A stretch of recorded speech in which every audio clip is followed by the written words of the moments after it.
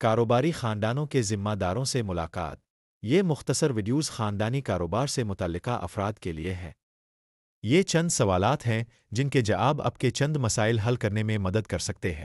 خاندانی کاروبار کی ساخت کیا ہے؟ کیا یہ مکمل طور پر خاندان کے افراد پر مشتمل ہے؟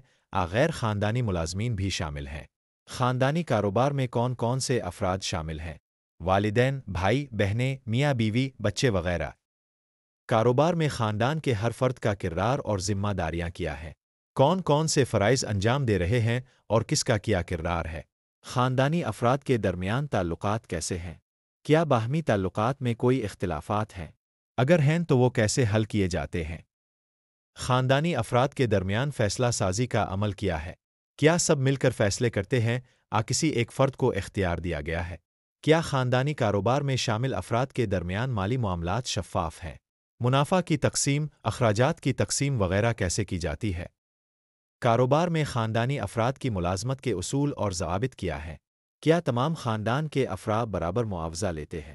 خاندانی کاروبار میں اختلافات کیسے حل کیے جاتے ہیں؟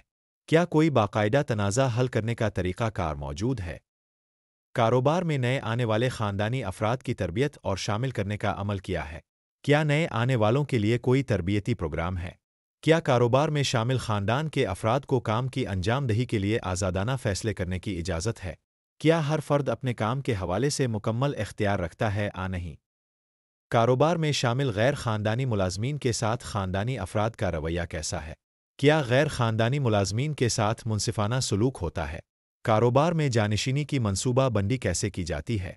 اگلی نسل کو کاروبار منتقل کرنے کا کیا طریقہ کار ہے؟ کاروبار میں غیر فعال خاندانی افراد کے مالی حقوق اور حصے کیسے طے کیے جاتے ہیں؟ جو افراد کاروبار میں براہ راست شامل نہیں ہیں، ان کے حصے کیسے طے کیے جاتے ہیں؟ کیا کاروبار میں شامل خاندان کے افراد کے ذاتی کاروباری مفادات کا تحفظ کیا جاتا ہے؟ کیا خاندان کے افراد کو دوسرے کاروباری مفادات میں مداخلت کی اجازت ہے؟ کاروبار میں شامل خاندان کے افراد کے درمیان مواصلت کیسی ہے؟ کیا خاندان کے افراد ایک دوسرے کے ساتھ آزادانہ اور شفاف طریقے سے بات چیت کرتے ہیں؟ کاروبار میں خاندان کے افراد کے درمیان تنازعات کی صورت میں ثالثی کا عمل کیا ہے؟ اگر کوئی تنازع پیدا ہو تو اسے کیسے حل کیا جاتا ہے؟ خاندانی کاروبار میں صنفی مساوات کا کیا حال ہے؟